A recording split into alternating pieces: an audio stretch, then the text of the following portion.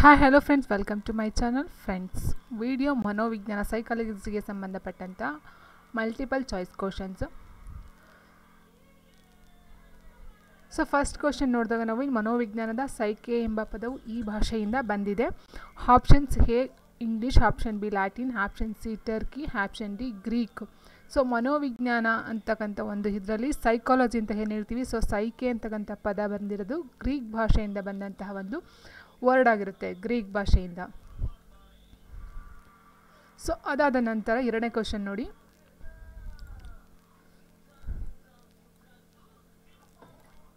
ಮನೋವಿಜ್ಞಾನದ psyche ಈ ಪದದ ಅರ್ಥ ಏನು? ಸೊ ಸೈಕೆ ಅಂತಕ್ಕಂಥದ್ದು ಗ್ರೀಕ್ ಭಾಷೆಯಿಂದ ಬಂದಂತ ನಾವು ನೋಡಿದ್ವಿ. ಸೊ ಹಾಗಾದರೆ ಅದ ಒಂದು ಸೈಕೆ ಪದದ ಅರ್ಥ ಎಂದು ನೋಡಿದಾಗ ಮನುಷ್ಯ, ಆತ್ಮ, ದೇಹ, ತಲೆ. ಸೊ ಇಲ್ಲಿ ನೇರವಾಗಿ ಅರ್ಥ ಹೋಗುತ್ತೆ, ಮನುಷ್ಯ, ದೇಹ, ತಲೆ ಅಂತಕ್ಕಂಥದ್ದು ಬರೋದಿಲ್ಲ. ಸೈಕೆ ಮೀನ್ಸ್ ಆತ್ಮದ ಒಂದು ವಿಜ್ಞಾನವಾಗಿರುತ್ತೆ. ಸೊ ನೆಕ್ಸ್ಟ್ ಕ್ವಶನು, ಮನೋವಿಜ್ಞಾನವು ಆತ್ಮದ ಅಥವಾ ವಿಜ್ಞಾನದ ವಿಜ್ಞಾನವಲ್ಲ ಎಂದು ವಿರೋಧಿಸಿದವನು ಯಾರು ಅಂತ ಹೇಳಿದರೆ, ಮನೋವಿಜ್ಞಾನವು ಆತ್ಮದ ವಿಜ್ಞಾನದ ವಿಜ್ಞಾನವಲ್ಲ ಎಂದು ವಿರೋಧಿಸಿದವರು ಯಾರು? Kant, Watson, Titchener, Sigmund Freud. So ಇದಕ್ಕೆ ನಾವು ಆನ್ಸರ್ನ ನೋಡಿದಾಗ ಈ ಒಂದು ಮನೋವಿಜ್ಞಾನ ಆತ್ಮದ ವಿಜ್ಞಾನದ ವಿಜ್ಞಾನ ಅಲ್ಲ ಅಂತ ಹೇಳಿದರು ಕ್ಯಾಂಟ್ ಅಂತಕ್ಕಂಥವ್ರಾಗಿರ್ತಾರೆ. ಇದು ವ್ಯಕ್ತಿಯಲ್ಲಿನ ಭಾವನಾತ್ಮಕ ಚಟುವಟಿಕೆ ಅಲ್ಲ. ಇದು ವ್ಯಕ್ತಿಯಲ್ಲಿನ ಭಾವನಾತ್ಮಕ ಚಟುವಟಿಕೆ ಅಲ್ಲ ಅಂತ ಹೇಳಿದರೆ ಕೋಪ, ದುಃಖ, ಹರ್ಷ, ನೃತ್ಯ. ಆನ್ಸರ್ ಇದಕ್ಕೆ ನೃತ್ಯ ಮೀನ್ಸ್ ನೃತ್ಯ ಅಂತಕ್ಕಂಥದ್ದು ಭಾವನಾತ್ಮಕಕ್ಕೆ ಸಂಬಂಧಪಟ್ಟದಲ್ಲ. ದುಃಖ ಆಗಿರ್ಬೋದು, ಕೋಪ ಆಗಿರ್ಬೋದು, ಹರ್ಷ ಆಗಿರ್ಬೋದು, ಇದು ಭಾವನೆಗೆ ಸಂಬಂಧಪಟ್ಟಂಥ ಒಂದು ವಿಷಯ ಅಥವಾ ಚಟುವಟಿಕೆ ಆಗಿರುತ್ತೆ. ನೃತ್ಯ ಅಂತಕ್ಕಂಥದ್ದು ಪ್ರಾಕ್ಟಿಕಲ್ಲು. ಸೊ ನೆಕ್ಸ್ಟ್ ಕ್ವಶನು, ಮನೋವಿಜ್ಞಾನದ ಜ್ಞಾನವನ್ನು ಶಿಕ್ಷಣ ಕ್ಷೇತ್ರಕ್ಕೆ ಅನ್ವಯಿಸಿಕೊಳ್ಳುವ ಶಾಖೆಯನ್ನು ಏನೆಂದು ಕರೆಯುತ್ತಾರೆ? ಮನೋವಿಜ್ಞಾನದ ಜ್ಞಾನವನ್ನು ಶಿಕ್ಷಣ ಕ್ಷೇತ್ರಕ್ಕೆ ಅನ್ವಯಿಸಿಕೊಳ್ತಕ್ಕಂಥದ್ದು ಶೈಕ್ಷಣಿಕ ಮನೋವಿಜ್ಞಾನ ಆಗಿರುತ್ತದೆ.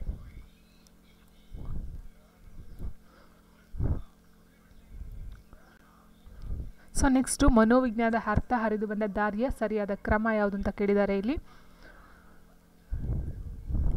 ಸೊ ನೋಡಿ, ಇಲ್ಲಿ ಆತ್ಮ, ಪ್ರಜ್ಞೆ, ಮನಸ್ಸು, ವರ್ತನೆ 4 ಬರುತ್ತೆ. ಸೊ 4 ಜನರು ಏನು ಹೇಳ್ತಾರೆ? ಸೊ ಇಲ್ಲಿ ಫಸ್ಟ್ ಮೊದಲಿಗೆ ಏನಾಗುತ್ತೆ, ಮನೋವಿಜ್ಞಾನವನ್ನು ಆತ್ಮವನ್ನು ಕುರಿತಾದ ಅಧ್ಯಯನ ಅಂತ ಮೊದಲಿಗೆ ಹೇಳ್ತಾರೆ. ಆದರೆ ಈ ಒಂದು ಆತ್ಮ ಅಂದರೆ ಏನು, ಅದರ ಒಂದು ವೈಜ್ಞಾನಿಕ ವಿಶ್ಲೇಷಣೆ ಏನು ಒಂದು ಸರಿಯಾದ ವ್ಯಾಖ್ಯಾನ ಸಿಗದೇ ಇದ್ದ ಕಾರಣಕ್ಕೆ ಈ ಒಂದು ಆತ್ಮವನ್ನು ಕೈಬಿಡಲಾಗುತ್ತೆ. ಅದಾದ ನಂತರ ಏನು ಮಾಡ್ತಾರೆ, ಮನೋವಿಜ್ಞಾನ ಮನಸ್ಸನ್ನು ಕುರಿತಾದಂಥ ಅಧ್ಯಯನ ಅಂತ ಹೇಳ್ತಾರೆ. ಫಸ್ಟ್ ಆತ್ಮ ಅಂತ ಹೇಳ್ತಾರೆ, ಅದಾದಮೇಲೆ ಮನಸ್ಸು ಅಂತ ಹೇಳ್ತಾರೆ.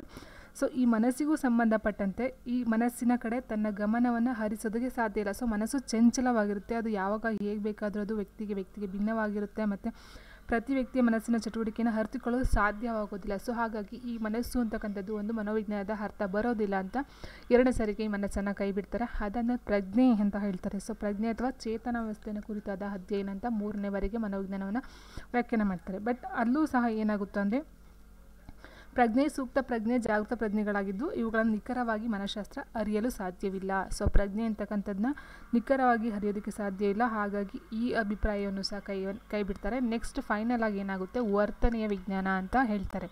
ಸೊ ಮನಃಶಾಸ್ತ್ರವು ವರ್ತನೆಯನ್ನು ಕುರಿತಾದ ಅಧ್ಯಯನ ಅಂತ ಹೇಳ್ತಾರೆ. ಸೊ ಹಾಗಾಗಿ ವ್ಯಕ್ತಿಯ ವರ್ತನೆಯಲ್ಲಾಗುವ ಬದಲಾವಣೆಗಳನ್ನು ಕ್ರಮಬದ್ಧವಾಗಿ ಅಧ್ಯಯನ ಮಾಡ್ತಕ್ಕಂಥದ್ದು ಈ ಮನೋಶಾಸ್ತ್ರ ಅಥವಾ ಮನೋವಿಜ್ಞಾನ ಅಂತ ಹೇಳ್ತಾರೆ. ಸೊ ಮೊದಲಿಗೆ ಹೇಳ್ತಕ್ಕಂಥದ್ದು ಆತ್ಮ, ಅದಾದಮೇಲೆ ಮನಸ್ಸು, ಅದಾದಮೇಲೆ ಪ್ರಜ್ಞೆ, ಅದಾದಮೇಲೆ ವರ್ತನೆ. ಸೊ ಹಾಗಾಗಿ 1, 3, 2, 4 ಆನ್ಸರು 1, 3, 2, 4. ಸೊ ನೆಕ್ಸ್ಟ್, ಪರಿಸರಕ್ಕೆ ಸಂಬಂಧಿಸಿದಂತೆ ವ್ಯಕ್ತಿಯ ಚಟುವಟಿಕೆಗಳ ವಿಜ್ಞಾನವೇ ಅಭ್ಯಾಸವೇ ಮನೋವಿಜ್ಞಾನ ಎಂದ ಮನೋವಿಜ್ಞಾನಿಯ ಹೆಸರು ಯಾರು ಅಂತ ಹೇಳಿದರೆ, ಪರಿಸರಕ್ಕೆ ಸಂಬಂಧಿಸಿದ ವ್ಯಕ್ತಿಯ ಚಟುವಟಿಕೆಗಳ ವೈಜ್ಞಾನಿಕಗಳ ಅಭ್ಯಾಸವೇ ಮನೋವಿಜ್ಞಾನ ಎಂದು ಹೇಳಿದಂತಹ ಮನೋವಿಜ್ಞಾನರು ಯಾರು? ಗ್ಯಾರೆಟ್, ಕ್ರೋ, ವುಡ್ವರ್ತ್, ಮ್ಯಾಕ್ಡ್ಯೂಗಲ್ ಅಂತ ಹೇಳಿದ್ದಾರೆ. ಸೊ ಈ ಒಂದು ವ್ಯಾಖ್ಯಾನವನ್ನು ಕೊಡ್ತಕ್ಕಂಥವ್ರು ವುಡ್ವರ್ತ್.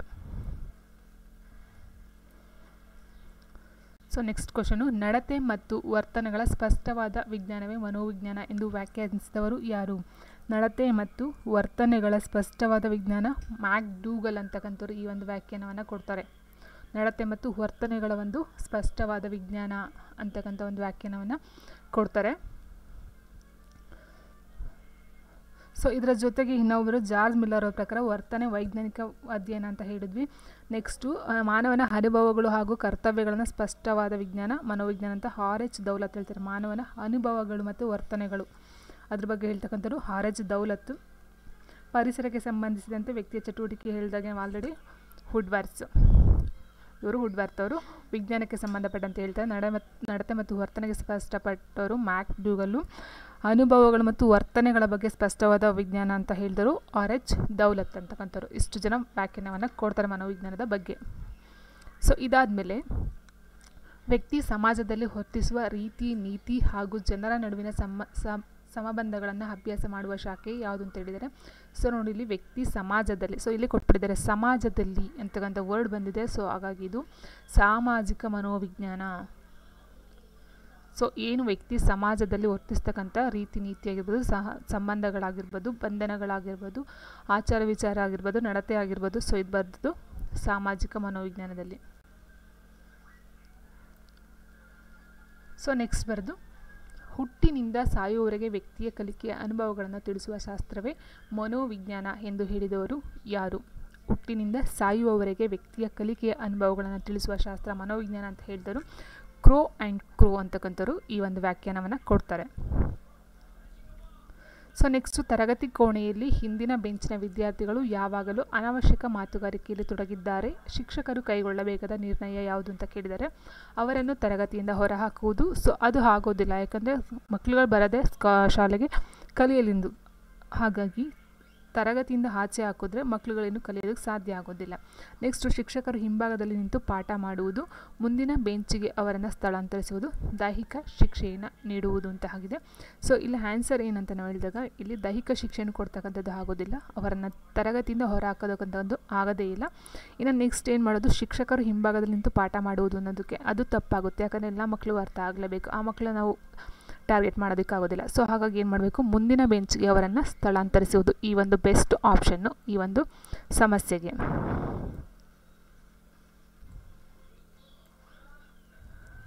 ನೆಕ್ಸ್ಟು ಪ್ರತಿಯೊಬ್ಬ ಶಿಕ್ಷಕನ ಕರ್ತವ್ಯ ಏನು ಅಂತ ಕೊಟ್ಟಿದ್ದಾರೆ. ವಿದ್ಯಾರ್ಥಿಗಳ ಬೌದ್ಧಿಕ ಸಾಮರ್ಥ್ಯ ಮತ್ತು ಮಾನಸಿಕ ಮಟ್ಟವನ್ನು ಅರಿಯುವುದು, ಭಾಷೆಯ ಮೇಲೆ ಪ್ರಭುತ್ವವನ್ನು ಹೊಂದಿರಬೇಕು, ಬೋಧನಾ ವಿಷಯದ ಮೇಲೆ ಪ್ರಭುತ್ವವಿರಬೇಕು, ಮೇಲಿನ ಎಲ್ಲವೂ ಅಂತ ಕೊಟ್ಟಿದ್ದಾರೆ. ಸೊ ಒಬ್ಬ ಶಿಕ್ಷಕನ ಕರ್ತವ್ಯ ಅಂತ ಬಂದಾಗ ಇಲ್ಲಿ ಏನು ಇಷ್ಟು ಇನ್ಫಾರ್ಮೇಷನ್ ಇದೆಯೋ, ಸೊ ವಿದ್ಯಾರ್ಥಿಗಳ ಬೌದ್ಧಿಕ ಸಾಮರ್ಥ್ಯ ಮತ್ತು ಮಾನಸಿಕ ಮಟ್ಟವನ್ನು ಅರಿತಕ್ಕಂಥದ್ದಾಗಿರ್ಬೋದು, ಭಾಷೆಯ ಮೇಲೆ ಪ್ರಭುತ್ವವನ್ನು ಹೊಂದಿರತಕ್ಕಂಥದ್ದಾಗಿರ್ಬೋದು, ಅದರ ಜೊತೆಗೆ ಬೋಧನಾ ವಿಷಯದ ಮೇಲೆ ಪ್ರಭುತ್ವವಿರ್ತಕ್ಕಂಥದ್ದು. ಸೊ ಈ ಮೂರೂ ಸಹ ಒಬ್ಬ ಶಿಕ್ಷಕನಿಗೆ ಇರ್ತಕ್ಕಂಥ ಒಂದು ಕರ್ತವ್ಯಗಳು ಆಗಿರ್ತವೆ. ಸೊ ಹಾಗಾಗಿ ಆನ್ಸರು ಮೇಲಿನ ಎಲ್ಲವೂ. ಸೊ ನೆಕ್ಸ್ಟ್ ಕ್ವಶನು, ತರಗತಿಯಲ್ಲಿ ಶಿಸ್ತನ್ನು ಕಾಪಾಡಲು ಶಿಕ್ಷಕರು ಕೈಗೊಳ್ಳಬೇಕಾದ ಕಾರ್ಯ ಇದಾಗಿದೆ.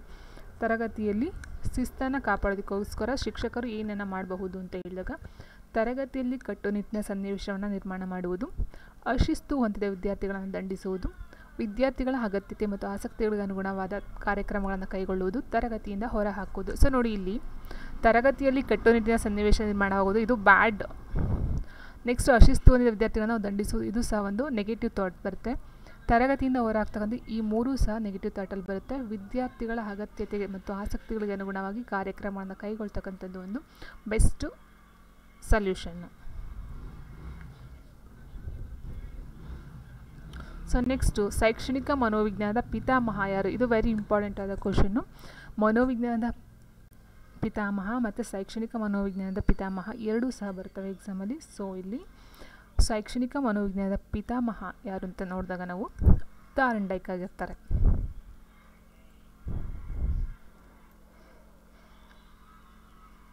ಸೊ ನೆಕ್ಸ್ಟು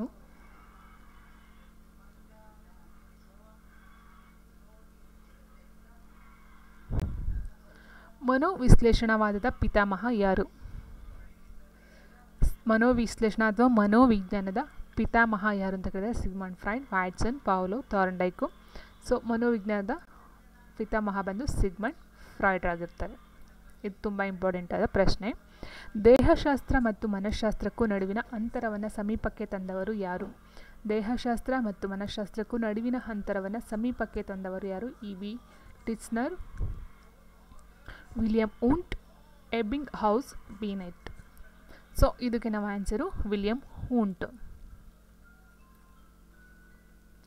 ಜೀವಿಯ ಹುಟ್ಟಿನಿಂದ ಸಾವಿನವರೆಗೆ ಉಂಟಾಗುವ ಬೆಳವಣಿಗೆ ಮತ್ತು ವಿಕಾಸವನ್ನು ಅಧ್ಯಯನ ಮಾಡುವ ಶಾಖೆ ಯಾವುದು ಅಂತ ಕೇಳಿದರೆ, ಜೀವಿಯ ಹುಟ್ಟಿನಿಂದ ಸಾವಿನವರೆಗೆ ಉಂಟಾಗುವ ಬೆಳವಣಿಗೆ ಮತ್ತು ವಿಕಾಸವನ್ನು ಅಧ್ಯಯನ ಮಾಡುವ ಶಾಖೆ ಯಾವುದು ಅಂತ ಕೇಳಿದರೆ, ಸೊ ಇದಕ್ಕೆ ಆನ್ಸರು ವಿಭೇದಾತ್ಮಕ ಮನೋವಿಜ್ಞಾನ. ನೋಡಿ, ಇದು ವಿಭೇದಾತ್ಮಕ ಮನೋವಿಜ್ಞಾನ.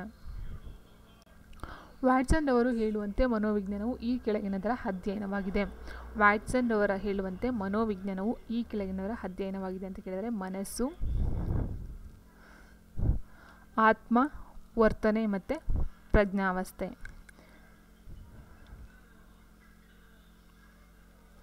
ಸೊ ಇದಕ್ಕೆ ನಾವು ಆನ್ಸರು ವರ್ತನೆಯ ಅಧ್ಯಯನ ಅಂತ ಹೇಳ್ತಕ್ಕಂಥವ್ರು ವ್ಯಾಟ್ಸನ್ ರವರು.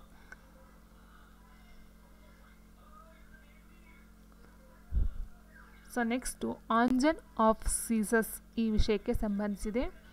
ಆಂಜನ್ ಆಫ್ ಸೀಸಸ್ ಈ ವಿಷಯಕ್ಕೆ ಸಂಬಂಧಿಸಿದಾಗಿದೆ. ಮನೋವಿಜ್ಞಾನ, ಜೀವ ವಿಕಾಸ, ಕಲಿಕೆ ಮತ್ತು ತತ್ವಶಾಸ್ತ್ರ. ಜೀವ ವಿಕಾಸಕ್ಕೆ ಸಂಬಂಧಿಸಿದಂಥ ಒಂದು ಆಂಜನ್ ಆಫ್ ಸೀಸಸ್ ಅಂತಕ್ಕಂಥದ್ದು. ನೆಕ್ಸ್ಟು ಮಗು ಆಟ ಆಡುವಾಗ ಅವನ ವರ್ತನೆಯನ್ನು ಅಧ್ಯಯನ ಮಾಡುವುದು. ಸ್ವಾಭಾವಿಕ ಅವಲೋಕನ, ನಿಯಂತ್ರಿತ ಅವಲೋಕನ, ಅವಲೋಕನ ಯಾವುದೂ ಅಲ್ಲ. ಮಗು ಆಟವಾಡುವಾಗ ಅವನ ವರ್ತನೆಯನ್ನು ಅಧ್ಯಯನ ಮಾಡ್ತಕ್ಕಂಥದ್ದು ಇಲ್ಲಿ ಸ್ವಾಭಾವಿಕ ಅವಲೋಕನ ಬರುತ್ತೆ. ಯಾಕೆ ಅಂದರೆ ಮಗುಗೆ ಗೊತ್ತಿರೋದಿಲ್ಲ ಅವಲೋಕನ ಮಾಡ್ತಾ ಇದ್ದಾರೆ ಇಲ್ಲ ಅಂತ, ಅದ್ರ ಪಾಡ್ಗದು ಅದರ ಒಂದು ವರ್ತನೆಯಲ್ಲಿ ತೊಡಗಿರುತ್ತೆ. ಸೊ ಆ ಒಂದು ಟೈಮಲ್ಲಿ ಅವಲೋಕನ ಮಾಡ್ತಕ್ಕಂಥದ್ದು ಒಂದು ನ್ಯಾಚುರಲ್ ಆಗಿರುತ್ತೆ.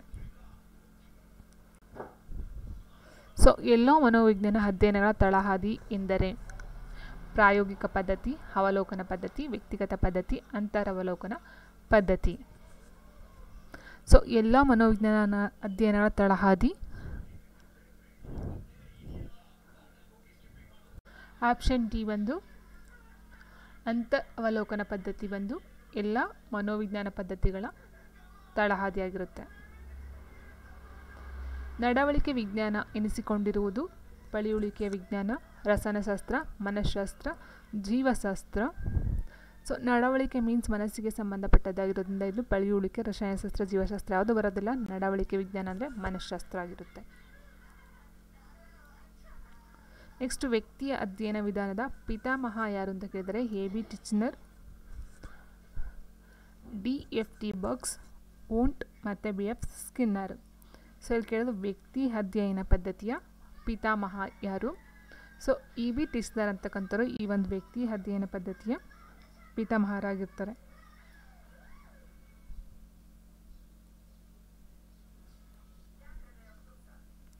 ನೆಕ್ಸ್ಟ್ ಒಬ್ಬ ವಿದ್ಯಾರ್ಥಿ ಸತತವಾಗಿ ತಡವಾಗಿ ಬರುತ್ತಿದ್ದಾನೆ. ಈ ಸಮಸ್ಯೆಯನ್ನು ಹೋಗಲಾಡಿಸಲು ಯಾವ ವಿಧಾನದ ಮುಖಾಂತರ ಪರಿಹಾರ ಮಾಡಬಹುದು? ಅವಲೋಕನ ವಿಧಾನ, ವ್ಯಕ್ತಿಗತ ಅಧ್ಯಯನ, ಅಂತರವಲೋಕನ ವಿಧಾನ, ಪ್ರಾಯೋಗಿಕ ವಿಧಾನ. ಒಬ್ಬ ವಿದ್ಯಾರ್ಥಿ ಸತತವಾಗಿ ತಡವಾಗಿ ಬರುತ್ತಿದ್ದಾನೆ ಅಂತ ಹೇಳಿದ್ರೆ ಅವಲೋಕನ, ಅಂತರವಲೋಕನ ಬರೋದಿಲ್ಲ, ವ್ಯಕ್ತಿಗತ ಅಧ್ಯಯನ ಪದ್ಧತಿ ಬರುತ್ತೆ. ಯಾಕಂದರೆ ಒಬ್ಬ ವ್ಯಕ್ತಿಯ ಬಗ್ಗೆ ಅಧ್ಯಯನವನ್ನು ಮಾಡ್ತಕ್ಕಂಥದ್ದಾಗಿರುತ್ತೆ. ಸೊ ವ್ಯಕ್ತಿಗತ ಅಧ್ಯಯನ ಪದ್ಧತಿ. ಮನೋವಿಜ್ಞಾನದ ಪ್ರಥಮ ಪ್ರಯೋಗ ಮಾಡಿದವರು ಯಾರು? ವಿಲ್ ಹೆಲ್ಮ್ಹೋಲ್ಟ್ಜ್, ಥಾರ್ನ್ಡೈಕ್, ಸ್ಕಿನ್ನರ್, ವ್ಯಾಟ್ಸನ್ ಅಂತ ಹೇಳಿದ್ದಾರೆ. ಸೊ ಮೊಟ್ಟ ಮೊದಲ ಬಾರಿಗೆ ನಾವು ಆಲ್ರೆಡಿ ಹೇಳಿದಾಗೆ ಏನು ಬರುತ್ತೆ, ಫಸ್ಟಿಗೆ ಹೇಳ್ತಕ್ಕಂಥದ್ದು ಸೈಕಾಲಜಿ ಅಂತ ಹೇಳಿದ್ರೆ ಇದು ಬಂದು ಆತ್ಮಕ್ಕೆ ಸಂಬಂಧಪಟ್ಟಂಥ ವಿಜ್ಞಾನ ಅಂತ ಹೇಳ್ತೀವಿ. ಸೊ ಆ ಒಂದು ಪ್ರಯೋಗವನ್ನು ಮಾಡಿದವರು ಯಾರು? ಆಪ್ಷನ್ ಎ ವಿಲ್ ಹೆಲ್ಮ್ಹೋಲ್ಟ್ಜ್ ಅಂತಕ್ಕಂಥವ್ರು ಈ ಒಂದು ಹೇಳಿಕೆಯನ್ನು ಕೊಡ್ತಾರೆ, ಆತ್ಮದ ವಿಜ್ಞಾನ ಅಂತ. ನೆಕ್ಸ್ಟ್ ಮನೋವಿಜ್ಞಾನದ ಈ ಕೆಳಗಿನ ಶಾಖೆ ಮಾನಸಿಕ ತೊಂದರೆಗಳ ಕಾರಣಗಳನ್ನು ಪತ್ತೆ ಹಚ್ಚುವ ಬಗ್ಗೆ ಚರ್ಚಿಸುತ್ತದೆ ಅಂತ ಹೇಳಿದರೆ ಮನೋವಿಜ್ಞಾನದ ಈ ಕೆಳಗಿನ ಶಾಖೆ ಮಾನಸಿಕ ತೊಂದರೆಗಳ ಕಾರಣಗಳನ್ನು ಪತ್ತೆ ಹಚ್ಚತಕ್ಕಂಥದ್ದು. ಇಲ್ಲಿ ಚಿಕಿತ್ಸಾ ಮನೋವಿಜ್ಞಾನ ಏನಕ್ಕೆ ಸಲಹೆ ಮನೋವಿಜ್ಞಾನ ಸಲಹೆಯನ್ನು ಕೊಡ್ತಕ್ಕಂಥದ್ದು, ಶೈಕ್ಷಣಿಕ ಶಿಕ್ಷಣಕ್ಕೆ ಸಂಬಂಧಪಟ್ಟದ್ದು, ಸಾಮಾನ್ಯ ಮನೋವಿಜ್ಞಾನ ಬರೋದಿಲ್ಲ. ಚಿಕಿತ್ಸಾ ಮನೋವಿಜ್ಞಾನ ಅಂದಾಗ ಮನಸ್ಸಿನ ತೊಂದರೆಗಳ ಕಾರಣಗಳನ್ನು ಪತ್ತೆ ಹಚ್ಚುವಂಥ ಒಂದು ವಿಜ್ಞಾನ. ಸೊ ಚಿಕಿತ್ಸಾ ಮನೋವಿಜ್ಞಾನ.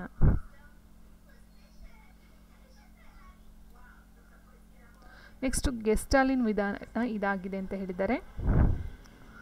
ಅಂತರವಲೋಕನ, ವರ್ತನೆಯ ವೀಕ್ಷಣೆ, ವ್ಯಕ್ತಿಗತ ಅಧ್ಯಯನ ಎ ಮತ್ತು ಬಿ. ಸೊ ಗೆಸ್ಟಾಲಿನ್ ಅಂತಕ್ಕಂಥವ್ರು ವರ್ತನೆಯ ವೀಕ್ಷಣೆಯ ವಿಧಾನವನ್ನು ಅಭಿವೃದ್ಧಿಪಡಿಸ್ತಾರೆ. ವ್ಯಕ್ತಿಯು ತನ್ನ ಅಂತರ್ಗತ ವರ್ತನೆಗಳನ್ನು ತಾನೇ ಅಧ್ಯಯನ ಮಾಡುವ ವಿಧಾನ ಯಾವುದು ಅಂತ ಕೇಳಿದರೆ ಸೊ ಇದು ಆಟೋಮೆಟಿಕ್ಕಾಗಿ ಹೊರಡೆ ಹೇಳಿಬಿಡುತ್ತೆ. ಅಂತರವಲೋಕನ ಪದ್ಧತಿ ಮೀನ್ಸ್ ಅವರ ಒಂದು ಅಂತರದಲ್ಲಿರ್ತಕ್ಕಂಥ ಅಥವಾ ಅವರ ಅಂತರ್ಗತ ವರ್ತನೆಗಳನ್ನು ಅವರೇ ಸ್ವತಃ ತಾನೇ ಅಧ್ಯಯನ ಮಾಡ್ತಕ್ಕಂಥದ್ದು ಅಂತರವಲೋಕನ ವಿಧಾನ ಅಥವಾ ಪದ್ಧತಿ. So next Wilhelm Wundt ಎಷ್ಟರಲ್ಲಿ ತನ್ನ ಮನೋವೈಜ್ಞಾನಿಕ ಪ್ರಯೋಗಶಾಲೆಯನ್ನು ಸ್ಥಾಪಿಸಿದರು ಅಂತ ಕೇಳಿದ್ದಾರೆ. ಸೊ ಇದು 1879ರಲ್ಲಿ ಈ ಒಂದು ಮನೋವೈಜ್ಞಾನಿಕ ಪ್ರಯೋಗಶಾಲೆಯನ್ನು ಸ್ಥಾಪಿಸ್ತಾರೆ. ತರಗತಿಯಲ್ಲಿ ವ್ಯಕ್ತಿಯ ಅಧ್ಯಯನ ಎಂಬುದರಲ್ಲಿ ವ್ಯಕ್ತಿ ಎಂದರೆ ಯಾರು ಅಂತ ಕೇಳಿದರೆ, ತರಗತಿಯಲ್ಲಿ ವ್ಯಕ್ತಿಯ ಅಧ್ಯಯನ ಎಂಬುದರಲ್ಲಿ ವ್ಯಕ್ತಿ ಎಂದರೆ ಯಾರು? ಶಿಕ್ಷಕ, ಮುಖ್ಯ ಶಿಕ್ಷಕ, ವಿದ್ಯಾರ್ಥಿ, ಮೇಲಿನ ಎಲ್ಲರೂ. ಸೊ ಇಲ್ಲಿ ವ್ಯಕ್ತಿ ಅಂತ ಹೇಳಿದರೆ ಇಲ್ಲಿ ವಿದ್ಯಾರ್ಥಿ ಆಗ್ತಾರೆ. ಯಾಕಂದರೆ ವ್ಯಕ್ತಿ ಅಧ್ಯಯನ ಅಂತ ಮಾಡ್ತಾರೆ, ವ್ಯಕ್ತಿನ ಅಧ್ಯಯನ ಮಾಡಬೇಕು. ಯಾರು ಮಾಡ್ತಾರೆ? ಶಿಕ್ಷಕರು ಮಾಡ್ತಾರೆ.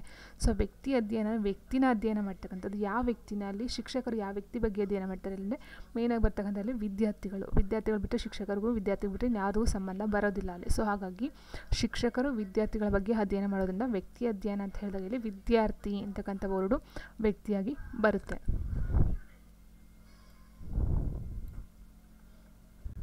ಸೊ ನೆಕ್ಸ್ಟ್ ತಾರುಣ್ಯಾವಧಿಯಲ್ಲಿ ಮನೋಧಾರಣೆಯಲ್ಲಾಗುವ ಬದಲಾವಣೆಯನ್ನು ಅಧ್ಯಯನ ಮಾಡಲು ಅನುಸರಿಸುವ ವಿಧಾನ ಯಾವುದು ಅಂತ ಕೇಳಿದರೆ, ತಾರುಣ್ಯಾವಸ್ಥೆ ಏನಿದೆ ಸೊ ಮನೋಧೋರಣೆಯಲ್ಲಾಗುವ ಬದಲಾವಣೆಯನ್ನು ಅಧ್ಯಯನ ಮಾಡಲು ಅನುಸರಿಸುವ ವಿಧಾನ ಯಾವುದು? ಚಿಕಿತ್ಸಾಕ ವಿಧಾನ, ವಿಕಾಸಾತ್ಮಕ ವಿಧಾನ, ಪಾರಕೃತಿಕ ವಿಧಾನ, ಪ್ರಾಯೋಗಿಕ ವಿಧಾನ.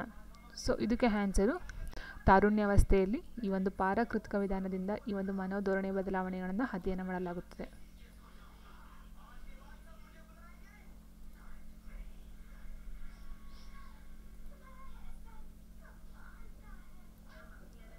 ಸೊ ನೆಕ್ಸ್ಟು ವ್ಯಕ್ತಿಯೊಬ್ಬ ಮಾನಸಿಕ ಖಿನ್ನತೆಯಿಂದ ಬಳಲುತ್ತಿದ್ದಾರೆ, ಅದನ್ನು ಸರಿಪಡಿಸಲು ಉಪಯೋಗಿಸುವ ಮನೋಚಿಕಿತ್ಸಾ ವಿಧಾನ ಯಾವುದು ಅಂತ ಕೇಳಿದರೆ, ಮಾನಸಿಕ ಖಿನ್ನತೆ, ಅವಲೋಕನ, ಅಂತರವಲೋಕನ, ಮನೋವಿಶ್ಲೇಷಣೆ, ಪ್ರಾಯೋಗಿಕ ವಿಧಾನ.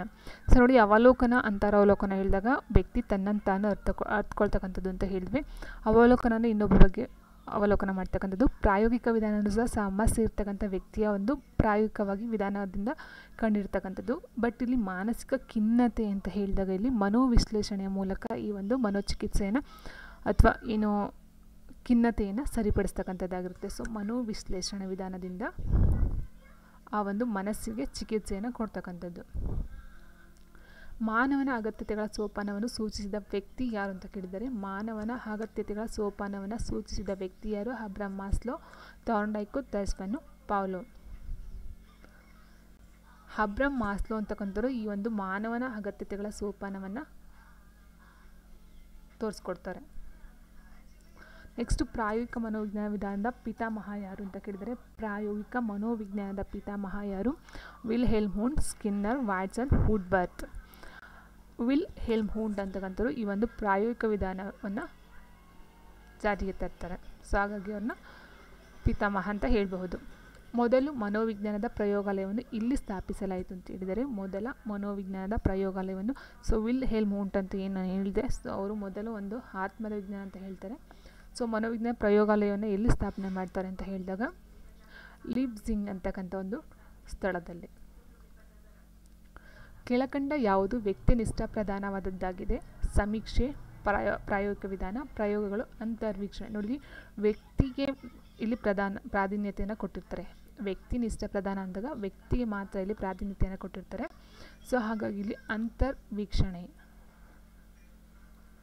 ಸೊ ಸಮೀಕ್ಷೆ, ಪ್ರಯೋಗಗಳು, ಪ್ರಾಯೋಗಿಕ ವಿಧಾನ ಎಲ್ಲ ಹಲವಾರು ರೀತಿಯಿಂದ ಅಂದರೆ ಬೇರೆ ಬೇರೆ ವಿಧಾನದಿಂದ ಬೇರೆ ಬೇರೆ ದೃಷ್ಟಿಕೋನದಿಂದ ಈ ಒಂದು ಸಮೀಕ್ಷೆಯನ್ನು ಮಾಡ್ತಾರೆ. ಪ್ರಾಯೋಗಿಕ ವಿಧಾನದಿಂದ ಮಾಡ್ತಾರೆ, ಪ್ರಯೋಗಗಳಿಂದ ಮಾಡ್ತಾರೆ. ಬಟ್ ಅಂತರ್ವೀಕ್ಷಣೆ ಅಂತಕ್ಕಂಥದ್ದು ವ್ಯಕ್ತಿಗೆ ಸಂಬಂಧಪಟ್ಟಂತೆ ವ್ಯಕ್ತಿಯಲ್ಲಿರ್ತಕ್ಕಂಥ ಒಂದು ನಡವಳಿಕೆಗಳನ್ನ ಗಮನಿಸಿ ಆ ವ್ಯಕ್ತಿಯೇ ನಿರ್ದಿಷ್ಟವಾಗಿ ಇಟ್ಕೊಂಡು ಆ ಒಂದು ವೀಕ್ಷಣೆಯನ್ನು ಮಾಡ್ತಾರೆ. ಸೊ ಹಾಗಾಗಿ ಅಂತರ್ವೀಕ್ಷಣೆ. ರಚನಾವಾದದ ಪಿತಾಮಹ ಯಾರು ಅಂತ ಕೇಳಿದರೆ, J B. Watson, Sigmund Freud, Titchener, E B. Skinner ಅಂತ ಹೇಳಿದ್ದಾರೆ. ಸೊ ಇಲ್ಲಿ ಸಿಗ್ಮಂಡ್ ಫ್ರಾಯ್ಡ್ ಅಂತಕ್ಕಂಥವ್ರು ಈ ಒಂದು ರಚನಾವಾದದ ಪಿತಾಮಹ. ಸೊ ಏನು ಸಿಗ್ಮಂಡ್ ಫ್ರಾಯ್ಡು ಮನೋವಿಜ್ಞಾನದ ಪಿತಾಮಹನೂ ಹೌದು, ಹಾಗೆ ರಚನಾವಾದದ ಪಿತಾಮಹ ಸಹ ಆಗಿರ್ತಾರೆ. ನೈದಾನಿಕ ವಿಧಾನ ಎಂದು ಕರೆಯಲ್ಪಡುವ ವಿಧಾನ ಯಾವುದು ಅಂತ ಕೇಳಿದರೆ, ವ್ಯಕ್ತಿ ಅಧ್ಯಯನ, ಅಂತರವಲೋಕನ, ಅವಲೋಕನ, ನೇರ ಅವಲೋಕನ. ಸೊ ಇಲ್ಲಿ ವ್ಯಕ್ತಿ ಅಧ್ಯಯನ ಪದ್ಧತಿಯನ್ನು ಇದನ್ನು ನೈದಾನಿಕ ವಿಧಾನ ಅಂತ ಹೇಳ್ತಾರೆ. ಶಿಕ್ಷಕರು ಒಬ್ಬ ವಿದ್ಯಾರ್ಥಿಯ ವರ್ತನೆಯನ್ನು ಮೈದಾನದಲ್ಲಿ ಅವನ ಕೂಡಿ ಆಟವಾಡಿ ಅಧ್ಯಯಿಸುವುದು ಯಾವ ಅವಲೋಕನದ ವಿಧಾನವಾಗಿದೆ ಅಂತ ಕೇಳಿದರೆ, ನೇರ ಅವಲೋಕನ. ಅಪ್ರತ್ಯಕ್ಷ ಅವಲೋಕನ, ಪಾಲ್ಗೊಳ್ಳುವ ಅವಲೋಕನ, ಪಾಲ್ಗೊಳ್ಳದ ಅವಲೋಕನ ಹೇಳಿದರೆ, ಸೊ ಇಲ್ಲಿ ವ್ಯಕ್ತಿ ಅಥವಾ ಏನು ವಿದ್ಯಾರ್ಥಿ ಇರ್ತಾರೆ ಅವರ ಜೊತೆಗೆ ಶಿಕ್ಷಕರು ಸೇರಿಕೊಂಡು ಅವರ ವರ್ತನೆಯನ್ನು ಅಧ್ಯಯನ ಮಾಡ್ತಕ್ಕಂಥದ್ದು, ಅವರ ಜೊತೆ ಕೂಡಿ ಆಟವಾಡಿ ಅಧ್ಯಯನ ಅಂತ ಹೇಳಿದಾಗ ನೋಡಿ ಪಾಲ್ಗೊಳ್ಳೋದು ಅಂತ ಹೇಳ್ತಾರೆ. ಸೊ ಪಾಲ್ಗೊಳ್ಳುವ ಅವಲೋಕನ. ಸೊ ನೋಡಿ ಶಿಕ್ಷಕರು ಮತ್ತು ವಿದ್ಯಾರ್ಥಿ ಜೊತೆ ಪಾಲ್ಗೊಳ್ಳುವಿಕೆ ಬರುತ್ತೆ ಇಲ್ಲಿ ಮೈನಾಗಿ. ಸೊ ಹಾಗಾಗಿ ಇದು ಪಾಲ್ಗೊಳ್ಳುವ ಅವಲೋಕನ ಆಗುತ್ತೆ. ಮಕ್ಕಳು, ಪ್ರಾಣಿಗಳು ಮತ್ತು ಪಕ್ಷಿಗಳಿಗೆ ಸಂಬಂಧಪಟ್ಟ ಅಧ್ಯಯನಗಳಲ್ಲಿ ಈ ಕೆಳಕಂಡ ವಿಧಾನಗಳನ್ನು ವ್ಯಾಪಕವಾಗಿ ಬಳಸಲಾಗುವುದು. ಮಕ್ಕಳು, ಪ್ರಾಣಿಗಳು ಮತ್ತು ಪಕ್ಷಿಗಳಿಗೆ ಸಂಬಂಧಪಟ್ಟ ಅಧ್ಯಯನಗಳಲ್ಲಿ ಈ ಕೆಳಕಂಡ ವಿಧಾನಗಳನ್ನು ವ್ಯಾಪಕವಾಗಿ ಬಳಸಲಾಗುವುದು. ಸಹಭಾಗಿ ಅವಲೋಕನ, ವ್ಯಕ್ತಿನಿಷ್ಠ ಅವಲೋಕನ, ಸ್ವಾಭಾವಿಕ ಅವಲೋಕನ, ಮೇಲಿನ ಎಲ್ಲವೂ ಅಂತ ಹೇಳಿದರೆ. ಸೊ ಇಲ್ಲಿ ಸ್ವಾಭಾವಿಕ ಅವಲೋಕನ ನಾನು ಆಲ್ರೆಡಿ ಹೇಳ್ದಂಗೆ ಮಕ್ಕಳುಗಳ ಆಟ ಆಡುವಾಗಾಗಿರ್ಬೋದು ಅಥವಾ ಪ್ರಾಣಿಗಳು ಪಕ್ಷಿಗಳಿಗೆ ಸಂಬಂಧಪಟ್ಟಂತೆ, ಯಾಕಂದರೆ ಅವ್ರಿಗೆ ಗೊತ್ತಿರಲ್ಲ ಏನಂದರೆ ಇವರು ನಮ್ಮ ಅಧ್ಯಯನ ಮಾಡ್ತಾ ಇದ್ದಾರೆ ಅಂತಾಗಲಿ, ಅಥವಾ ಅವ್ರಿಗೆ ಅದೊಂದು ಸಾಫ್ಟ್ ಕಾರ್ನರ್ ಇರ್ತಕ್ಕಂಥ ಒಂದು ಅವ್ರಿಗೇನು ಗೊತ್ತೇ ಇರೋಲ್ಲ, ಮುಗ್ಧತೆ ಇರುತ್ತೆ. ಸೊ ಪ್ರಾಣಿಗಳಾಗಿರ್ಬೋದು ಪಕ್ಷಿಗಳಾಗಿರ್ಬೋದು ಅವ್ರಿಗೆ ಒಂದು ಕಾನ್ಸೆಪ್ಟೇ ಇರೋದಿಲ್ಲ ಸೊ ಹೊರಗಡೆ ಪ್ರಪಂಚದ್ದು. ಸೊ ಹಾಗಾಗಿ ಸ್ವಾಭಾವಿಕವಾಗಿ ಟೀಚರ್ಸ್ಗಳು ಈ ಮಕ್ಕಳುಗಳಾಗಿರ್ಬೋದು ಪ್ರಾಣಿಗಳಾಗಿರ್ಬೋದು ಸ್ವಾಭಾವಿಕವಾಗಿ ಅವಲೋಕನ ಮಾಡ್ತಕ್ಕಂಥ ಒಂದು ವಿಧಾನ ಆಗಿರುತ್ತೆ. ತಂದೆ ತಾಯಿಗಳು ತಮ್ಮ ಮಗುವಿನ ಬಗ್ಗೆ ತೋರಿಸುವ ಕಾಳಜಿ ಯಾವುದು ಅಂತ ಹೇಳಿದರೆ ಆಂತರಿಕ ಅಭಿಪ್ರೇರಣೆ, ಬಾಹ್ಯ ಅಭಿಪ್ರೇರಣೆ, ಸಾಧನ ಪ್ರೇರಣೆ, ಸಂಬಂಧಿ ಪ್ರೇರಣೆ. ಸೊ ಇಲ್ಲಿ ತಂದೆ ತಾಯಿಗಳು ಮಗು ಅಂತ ಬಂದಾಗ ಇಲ್ಲಿ ಸಂಬಂಧಿ ಪ್ರೇರಣೆ ಆಗುತ್ತೆ, ಯಾಕಂದರೆ ಸಂಬಂಧಿಕರಿಗೆ ಬರುತ್ತಲ್ಲ. ಸೊ ಹಾಗಾಗಿ ಸಂಬಂಧಿ ಪ್ರೇರಣೆ. ಮಾಸ್ಲೋ ವರ್ಗೀಕರಿಸಿದ ಅಭಿಪ್ರೇರಕಗಳ ಗುಂಪಿನ ಸಂಖ್ಯೆ ಎಷ್ಟು ಅಂತ ಕೇಳಿದರೆ ಆನ್ಸರು 5. ಸೊ ನೆಕ್ಸ್ಟು ಮಾನವನ ಅಗತ್ಯತೆಯ ಸೋಪಾನವನ್ನು ಸೂಚಿಸಿದ ವ್ಯಕ್ತಿ ಯಾರು ಅಂತ ಕೇಳಿದರೆ ಮಾನವನ ಅಗತ್ಯತೆಯ ಸೋಪಾನವನ್ನು ಸೂಚಿಸಿದ ವ್ಯಕ್ತಿ ಅಬ್ರಹಂ ಮಾಸ್ಲೋ. ಆತ್ಮ ವಾಸ್ತವೀಕರಣವು ಯಾವುದು ಅಂತ ಕೇಳಿದರೆ ಉನ್ನತ ಶ್ರೇಣಿಯ ಪ್ರೇರಕ.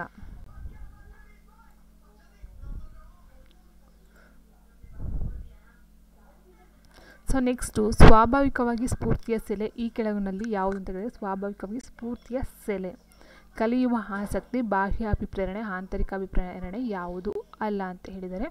ಸೊ ಇಲ್ಲಿ ಸ್ವಾಭಾವಿಕವಾಗಿ ಸ್ಫೂರ್ತಿಯ ಸೆಲೆ ಅಂತ ಹೇಳಿದರೆ ಆಂತರಿಕ ಅಭಿಪ್ರೇರಣೆ ಬರುತ್ತೆ, ಯಾಕಂದರೆ ಬಾಹ್ಯದಿಂದ ಬರ್ತಕ್ಕಂಥ ಅಭಿಪ್ರೇರಣೆ ಅಷ್ಟೊಂದು ಕಂಟಿನ್ಯೂಸ್ ಆಗಿ ಇರೋದಿಲ್ಲ, ನಿರಂತರವಾಗಿರೋದಿಲ್ಲ. ಕಲಿಯುವ ಆಸಕ್ತಿ ಇದ್ರೂ ಸಹ ಫಸ್ಟಿಗೆ ಆಂತರಿಕ ಅಭಿಪ್ರೇರಣೆ ಅಂದರೆ ನಮ್ಮಲ್ಲಿ ನಮಗೆ ಒಂದು ಆಂತರಿಕವಾಗಿ ನಮ್ಮ ಮನಸ್ಸಿನಿಂದ ನಮಗೆ ಬರ್ತಕ್ಕಂಥ ಒಂದು ಅಭಿಪ್ರೇರಣೆ ಸ್ಫೂರ್ತಿಯ ಸೆಲೆ ಆಗಿರುತ್ತೆ. ವ್ಯಕ್ತಿಯಿಂದ ಆಯ್ಕೆ ಮಾಡಿಕೊಂಡು ಕರೆಯಲ್ಪಡುವ ಅನುಕ್ರಿಯೆ ಯಾವುದು? ವ್ಯಕ್ತಿಯಿಂದ ಆಯ್ಕೆ ಮಾಡಿಕೊಂಡು ಕರೆಯಲ್ಪಡುವ ಅನುಕ್ರಿಯೆಯು ಅಭಿಪ್ರೇರಕ್ಕೆ ಕಾರ್ಯಾತ್ಮಕವಾಗಿ ಸಂಬಂಧಿಸಿರುತ್ತದೆ, ಅತ್ಯುತ್ತಮ ಬಹುಮಾನವನ್ನು ಒದಗಿಸುತ್ತದೆ, ಪದೇ ಪದೇ ಅಭ್ಯಸಿಸಲ್ಪಡುತ್ತದೆ, ನೇರವಾಗಿ ಗುರಿಯೆಡೆಗೆ ಒಯ್ಯುತ್ತದೆ. ಸೊ ನೋಡಿ ಅಭಿಪ್ರೇರಕ್ಕೆ ಕಾರ್ಯಾತ್ಮಕವಾಗಿ ಸಂಬಂಧಿಸಿರುತ್ತದೆ, ವ್ಯಕ್ತಿಯಿಂದ ಆಯ್ಕೆ ಮಾಡಿಕೊಂಡು ಕರೆಯಲ್ಪಡುವ ಪ್ರಕ್ರಿಯೆ ಬಂದಿಲ್ಲಿ ಅಭಿಪ್ರೇರಕಕ್ಕೆ ಕಾರ್ಯಾತ್ಮಕವಾಗಿ ಸಂಬಂಧಿಸಿರುತ್ತೆ. ಸೊ ಇವೆಲ್ಲ ಕ್ವಶನ್ಸ್ಗಳು ಎಕ್ಸಾಮ್ಸಲ್ಲಿ ರಿಪೀಟ್ ಆಗಿರ್ತಕ್ಕಂಥ ಕ್ವಶನ್ಸ್ಗಳು. ಮನೋವಿಜ್ಞಾನದ ಪದದ ಉತ್ಪತ್ತಿಯ ಅರ್ಥ ಏನು ಅಂತ ಕೇಳಿದರೆ ವರ್ತನೆಯ ಅಧ್ಯಯನ, ಆತ್ಮದ ಅಧ್ಯಯನ, ಮನಸ್ಸಿನ ಅಧ್ಯಯನ, ವಿಜ್ಞಾನದ ಅಧ್ಯಯನ. ಸೊ ನಾನು ಆಲ್ರೆಡಿ ಹೇಳಿದಾಗೆ ಫಸ್ಟ್ ಸ್ಟಾರ್ಟಿಂಗ್ ಏನಾಗುತ್ತೆ ಇದು ಆತ್ಮದ ವಿಜ್ಞಾನ ಅಂತ ಹೇಳ್ತಾರೆ, ಆಮೇಲೆ ಮನಸ್ಸಿಗೆ ಸಂಬಂಧಪಟ್ಟಿದ್ದು ಅಂತ ಹೇಳ್ತಾರೆ, ಆಮೇಲೆ ಪ್ರಜ್ಞೆಗೆ ಸಂಬಂಧಪಟ್ಟಿದ್ದು ಅಂತ ಹೇಳ್ತಾರೆ. ನೆಕ್ಸ್ಟು ಲಾಸ್ಟ್ಗೆ ಬರ್ತಕ್ಕಂಥ ವರ್ತನೆ ಅಂತ ಹೇಳ್ತಾರೆ. ಬಟ್ ಇಲ್ಲಿ ಪದದ ಉತ್ಪತ್ತಿಯ ಅರ್ಥ, ಉತ್ಪತ್ತಿ ಮೀನ್ಸ್ ಫಸ್ಟ್ ಸ್ಟಾರ್ಟಿಂಗ್ ಉತ್ಪತ್ತಿ ಆಗುತ್ತಲ್ಲ, ಸೊ ಮನೋವಿಜ್ಞಾನ ಅಂತ ಫಸ್ಟ್ ಸ್ಟಾರ್ಟಿಂಗ್ ಉತ್ಪತ್ತಿ ಆಗುತ್ತೆ ಅದನ್ನು ಉತ್ಪತ್ತಿ ಅಂತ ಹೇಳ್ತಾರೆ. ಸೊ ಅದು ಫಸ್ಟ್ ಹೇಳ್ತಕ್ಕಂಥದ್ದು ಆತ್ಮದ ಅಧ್ಯಯನ ತತನ ಸ್ಟಾರ್ಟಿಂಗ್ ಹೇಳೋದು. ಸೊ ಹಾಗಾಗಿ ಆತ್ಮದ ಅಧ್ಯಯನ. ಅದಾದ ನೆಕ್ಸ್ಟ್ ಬರ್ತಕ್ಕಂಥದ್ದು ಆತ್ಮ ಆದಮೇಲೆ ಮನಸ್ಸು, ಪ್ರಜ್ಞೆ, ಆಮೇಲೆ ಲಾಸ್ಟ್ಗೆ ವರ್ತನೆ. ಬಟ್ ಇಲ್ಲಿ ಡೈರೆಕ್ಟಾಗಿ ಪದದ ಉತ್ಪತ್ತಿ ಅಂತ ಕೇಳಿದ್ರಿಂದ ಇಲ್ಲಿ ಸ್ಟಾರ್ಟಿಂಗ್ ಉತ್ಪತ್ತಿ ಆಗೋದು ಆತ್ಮದ ವಿಜ್ಞಾನ ಅಂತ ಹೇಳ್ತಾರೆ. ನೆಕ್ಸ್ಟು ವಿದ್ಯಾರ್ಥಿಯು ವಿಜ್ಞಾನಶಾಸ್ತ್ರಕ್ಕೆ ಸಂಬಂಧಿಸಿದ ಸೈನ್ಸ್ ರಿಪೋರ್ಟ್ ಪತ್ರಿಕೆಯನ್ನು ಓದುವವನು ಅವನಲ್ಲಿ ವರ್ತನ ಮಾರ್ಪಾಡನ್ನು ಸೂಚಿಸುವ ಸೃಷ್ಟಿಕಾರಣ ಯಾವುದಂತ ಕೇಳಿದರೆ ವೈಖರಿ, ಪ್ರಶಂಸೆ, ನೈಪುಣ್ಯ, ಅಭಿರುಚಿ. ವರ್ತನ ಮಾರ್ಪಾಡನ್ನು ಅಂದರೆ ಅವ್ರು ಮಾಡಿರ್ತಕ್ಕಂಥ ಒಂದು ಕೆಲಸಕ್ಕೆ ಪ್ರಶಂಸೆ ಕೊಡಬೇಕಾ, ವೈಖರಿ ಕೊಡಬೇಕಾ, ನೈಪುಣ್ಯನ, ಅಭಿರುಚಿನ ಅಂತ ಕೇಳಿದ್ದಾರೆ ಇಲ್ಲಿ. ಸೊ ಇಲ್ಲಿ ವಿದ್ಯಾರ್ಥಿಯು ವಿಜ್ಞಾನಶಾಸ್ತ್ರಕ್ಕೆ ಸಂಬಂಧಿಸಿದ ಸೈನ್ಸ್ ರಿಪೋರ್ಟ್ ಪತ್ರಿಕೆಯನ್ನು ಓದುವವನು ಅವನಲ್ಲಿ ವರ್ತನ ಮಾರ್ಪಾಡನ್ನು ಸೂಚಿಸುವ ಸೃಷ್ಟೀಕರಣ ಯಾವುದು ಅಂತ ಕೇಳಿದರೆ ಸೊ ಅಭಿರುಚಿ. ಸೊ ನೆಕ್ಸ್ಟ್ ಕ್ವಶನ್ನು,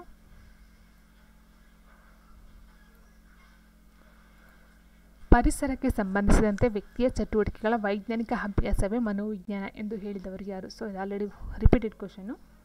ಪರಿಸರಕ್ಕೆ ಸಂಬಂಧಿಸಿದಂತೆ ವ್ಯಕ್ತಿಯ ಚಟುವಟಿಕೆಗಳ ವೈಜ್ಞಾನಿಕ ಅಭ್ಯಾಸ. ಸೊ ಇಲ್ಲಿ ನಾನು ಆಲ್ರೆಡಿ ಹೇಳಿದೆ, ಕೆಲವರು ವರ್ತನೆಗೆ ಹೇಳ್ತಾರೆ, ಕೆಲವರು ಅನುಭವಕ್ಕೆ ಹೇಳ್ತಾರೆ, ಕೆಲವರು ಪರಿಸರಕ್ಕೆ ಸಂಬಂಧಪಟ್ಟಿದ್ದು ಅಂತ ಹೇಳ್ತಾರೆ.